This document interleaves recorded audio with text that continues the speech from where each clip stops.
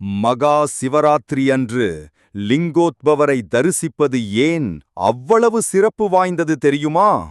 யார் பெரியவர், பிரம்மாவுக்கா விஷ்ணுவுக்கா என்ற போட்டி அப்போது வானுக்கும் பூமிக்குமாய் எழுந்தது ஒரு மாபெரும் ஜோதி பிழம்பு. ஒருவர் அன்னமாக மாறி விண்ணில் பறந்தார், மற்றவரோ வராகமாக மாறி மண்ணை குடைந்தார். அடிமுடியை காண முடியவில்லை. முடிவில் அந்த நெருப்பு பிழம்பிலிருந்து வெளிப்பட்டார் சிவபெருமான். இதுவே லிங்கோத்பவர் தத்துவம்.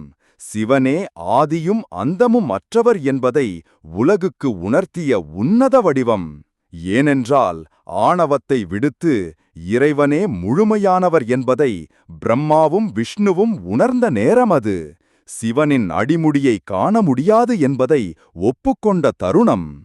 அடிமுடி காணா அண்ணாமலையார். அந்த பரம்பொருளின் பிரம்மாண்டத்தை உணர்த்தும் லிங்கோத்பவர் வடிவத்தை தரிசித்து அவன் அருளை பெறுவோம். ஓம் நம சிவாய.